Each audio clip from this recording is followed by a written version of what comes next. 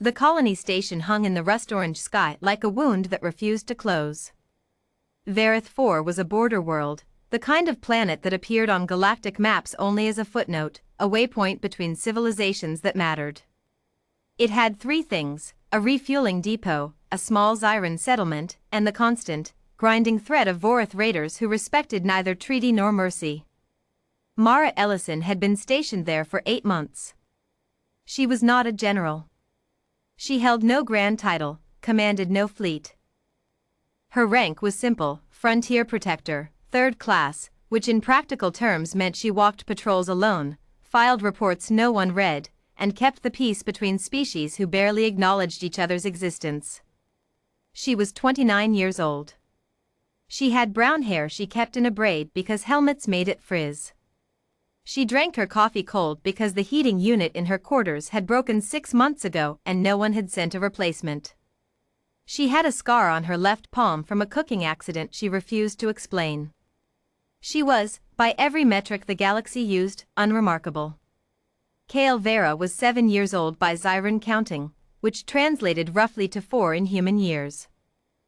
He was small even for his kind, a pale blue-silver creature with 4 delicate limbs, wide luminescent eyes the color of deep ocean water, and a habit of following Mara on her evening patrols without permission. His people communicated partly through bioluminescent patterns on their skin. When he was happy, his neck flickered warm gold. When he was frightened, it went dark. His neck had been dark for 3 days. The raiders had come quietly, which was the worst kind of coming. No warning signals. No diplomatic insults. Just 17 Vorith soldiers phasing through the station's outer shields at 0300, armed with suppression weapons and the specific, cold efficiency of people who had done this before. Their objective was simple: destabilize the Zyran settlement, steal the energy caches, leave no witnesses to file a formal complaint with the Galactic Council. They had not planned for Mara Ellison. She heard the first explosion from her bunk and was moving before her brain had fully processed the sound. Boots, vest, sidearm, 12 seconds, a personal record born of paranoia she'd always been mildly embarrassed by until now. She hit the corridor at a dead sprint, pulse weapon drawn, and nearly tripped over Kale crouched in the doorway of the Zyran residential block, his entire body dark, trembling. Kale. She dropped to one knee. Where are the others? They took them. His voice was a thin, reedy thing. The big room. The adults. They locked the young in the side rooms, but a flicker of pale light across his throat. I ran. Good. She grabbed his small shoulder once, firmly. Smart. Stay behind me. Mara. His luminescent eyes fixed on her. There are many of them. I know. You are one. I know that too. She stood, checked her weapon, and moved forward.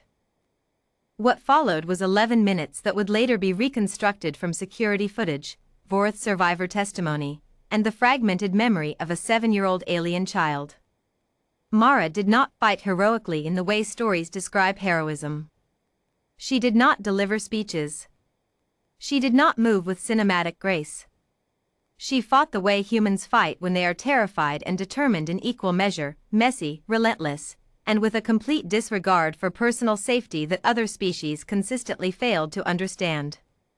She drew fire away from the residential corridor 3 separate times, using herself as bait, absorbing grazing shots that left burns along her right arm and shoulder. She disabled the raiders' communications array by throwing her own comm unit into it and shooting both simultaneously. She moved through the station's maintenance tunnels with Kale pressed against her side, guiding him with whispered instructions and the occasional squeeze of her uninjured hand around his. She got him to the emergency pod bay. 6 raiders were between them and the pods. She looked at Kale. He looked at her. His neck pulsed, a color she had never seen from him, something between silver and white, a color that in Zyran language meant I know what you are about to do and I do not want you to do it. Pod 7, she said. Manual launch. You watched me run the drill. You remember? Yes. Then go. Don't stop. Don't look back. Mara. Go. He ran. She turned to face the 6 soldiers. She bought him 40 seconds. It was enough. What the security footage showed, what the Vorth survivors described in depositions they gave with poorly concealed shame, was a human woman, already wounded, holding a corridor alone against 6 armed soldiers for 40 seconds using nothing but a pulse pistol, a maintenance wrench she had picked up somewhere along the way, and what one Vorth soldier would later describe, with genuine confusion, as an apparent inability to understand that she was supposed to stop. She went down on the 40th second. Not dead. The Vorth didn't understand why not. 3 suppression blasts at close range should have ended it. It didn't end it. She was still conscious when Pod 7 launched. The security footage showed her turn her head to watch the bay doors close. It showed the fractional moment where the tension left her shoulders. Then she collapsed. Kale Vera's emergency distress signal reached the Zyran fleet coordinator 17 minutes later. He was 7 years old. He was alone in a pod the size of a closet, drifting in the rust-orange dark of Vareth IV's orbit. His neck was dark. When the fleet coordinator asked him to describe the situation, he did so with the flat, methodical accuracy of a child who had not yet processed what had happened and was running on something older than emotion. He described the station. The raiders. The route Mara had taken. The shots she had absorbed. The way she had looked at him before she told him to go. Then he said something that the fleet coordinator would repeat verbatim in her official report, because she did not know what else to do with it. He said, "She is human. She fell shielding me. I want every Vorth who was in that station found. I want the galaxy to know their names. Mark them all." He was 4 years old and human counting. He said it like a decree. The Zyran fleet arrived at Vareth 4 in 41 minutes.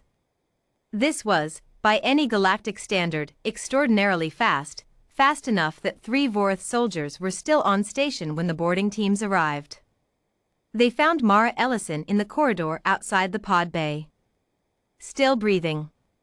Still, improbably, conscious. The medical team's first report noted that she appeared to be tracking the ceiling with her eyes in a way that suggested she was simply waiting to confirm the outcome before allowing herself to lose consciousness entirely. When the lead medic leaned over her and said, "The cub is safe," she closed her eyes. She was in surgery for 6 hours. The aftermath moved quickly by galactic standards, which meant it moved in months rather than decades. The 3 captured Vorth soldiers were tried under Joint Zyran Galactic Council jurisdiction. The footage from Vareth 4 was entered into evidence. All 3 were convicted.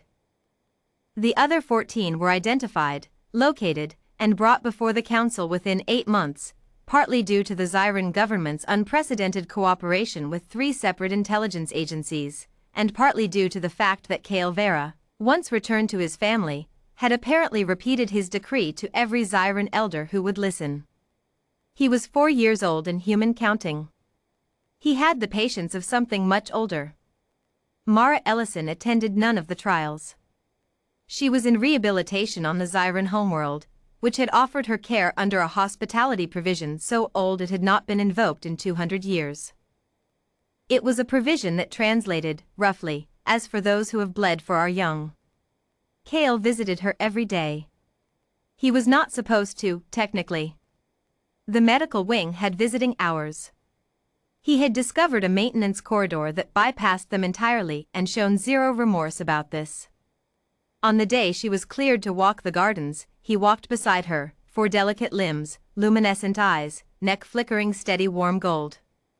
"You didn't go back for me," she said, after a while. "You told me not to.